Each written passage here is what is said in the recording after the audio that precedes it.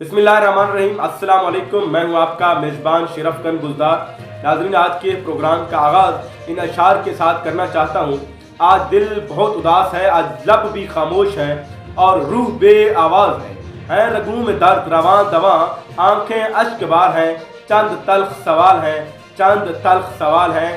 वो बेचारी चीखती रही, चिल्लाती रही, हम सबको अपनी मदद के लिए पुकारती रही और कुरान पाक को हाथों पर से उठाकर उस जालिम से फरियाद भी करती रही, उनको उसी हस्ती का वास्ता भी देती रही, लेकिन किसी को उस पर तरस नहीं आया और हम सब देखते रह गए। कोई भी ऐसा सहाफ़ी नहीं उठा जो उस खातून के लिए लब कुशाई करता, कोई भी ऐसा वकील जिसमें इतना इखलाकी जुर्रत पैदा नहीं हुआ जो उस खातून की आवाज़ को लेकर कोई भी अदालत का दरवाज़ा खटखटाता, और इसी तरह कोई भी जज जिसमें इतनी गैरत पैदा नहीं हुई जो उस खातून के लिए सो मोटो लेता, और इसी तरह कोई भी अवामी नुमाइंदा जिसमें इतनी हिम्मत पैदा नहीं हुई जो उस खातून और उसके ख़ानदान के लिए, जो कि उस वक़्त बलूचिस्तान के फ़िरौन सरदार अब्दुर्रहमान केतरान की निजी जेल में कैद थे और हम सबको अपनी मदद के लिए पुकार रहे थे, कुरान पाक का वास्ता दे रहे थे, कुरान पाक को हाथों पर से उठाकर हम सबको मदद के लिए पुकार रहे थे कि उनके लिए किसी भी चौक पर खड़े होकर इज्तिमा करता, जलसा करता, उनके लिए आवाज़ बुलंद करता, उनकी आवाज़ बनता, लेकिन किसी भी शख्स में इतनी इखलाकी जुर्रत पैदा नहीं हुई और हम सब देखते रह गए। आखिरकार आज वो खातून अपने 2 बेटों समेत बड़ी बेदर्दी से कत्ल कर दी गई। कत्ल किए जाने के बाद उनके चेहरों को बुरी तरह मसख कर दिया गया ताकि कोई भी इनको पहचान ना सके, और उसके बाद इनकी लाशों को बजाय दफन करने के उनको इलाके के एक कुएं में फेंक दिया गया। जब मकामी लोगों को पता चला कि कुएं के अंदर 3 लाशें पड़ी हुई हैं, तो मकामी लोगों ने उन तीनों लाशों को निकाला, जिसमें एक खातून की लाश थी और 2 नौजवानों के लाश थे। और उसके बाद मकामी लोग इस तजस्सुस में थे कि आया कि ये लाशें जो हैं वो कौन से ख़ानदान की हैं, किसकी हैं, आखिर ये इलाके की तो नहीं है।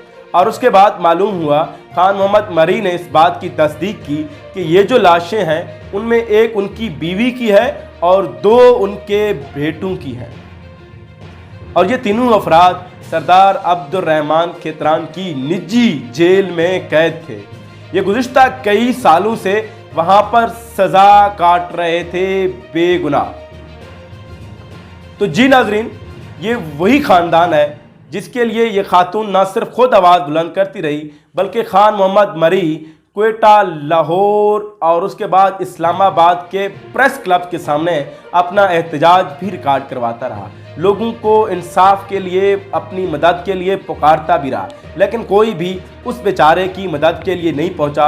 आज आखिरकार उनके ख़ानदान के 3 अफराद मार दिए गए और उनके 5 अफराद आज भी सरदार अब्दुर्रहमान केतरान, जो कि इस इलाके का सबसे बड़ा एक फ़िरौन जाना जाता है, उनकी निजी जेल में कैद है।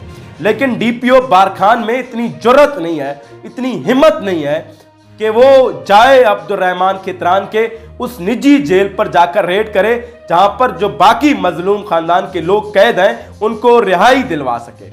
और इससे पहले ये भी कोई ऐसी बात नहीं है कि ये डीपीओ बारखान के नोटिस में नहीं था कि अब्दुर्रहमान केतरान ने अपने निजी जेल में इसी तरह इस खानदान को बिठाया हुआ है, क्योंकि अब्दुर्रहमान केतरान का खुद का बेटा इनाम केतरान इससे पहले भी ना सिर्फ इस खानदान के वीडियोज मंजर आम पर ला चुका है, बल्कि वो डीपीओ बारखान को कहता रहा कि इस खानदान को इंसाफ दिलाओ जो इस वक्त अब्दुर्रहमान केतरान की निजी जेल में कैद है। लेकिन डीपीओ बारखान ने शायद अपनी मां का दूध नहीं पिया, शायद उसमें इतनी जुर्रत पैदा नहीं हुई कि वो जाकर उस खानदान के मदद के लिए जाता। डीपीओ बारखान उस खातून की मदद क्यों करता? क्योंकि वो तो खुद उस सूबाई वजीर के तलवे चाटने वालों में से था। उसकी नौकरी की बका इसी में है कि वो उस खान, उस फ़िरौन के तलवे चाटे। लेकिन मेरे इलाके के लोगों, मैं तो केतरान बिरादरी के लोगों से ये दरख्वास्त करता हूँ कि आप बराए मेहरबानी खुद निकलें रोडों पर से, खौफ के बुत तोड़ दें और उन लोगों को मैं कहता हूँ जाओ खुद उनकी ग़ुलामी से आज़ाद कर दो।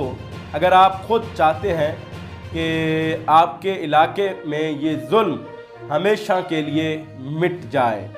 आखिर में उस मज़लूम ख़ातून के लिए कहता हूँ कि मुझको मालूम है कि मासूम है मज़लूम है तू, लेकिन तुझको इंसाफ दिलाऊं तो इंसाफ दिलाऊं कैसे। इसी बात के साथ इजाज़त चाहता हूं। इंशाअल्लाह दोबारा एक नेक्स्ट वीडियो के साथ आप दोस्तों की खिदमत में हाज़िर होगा।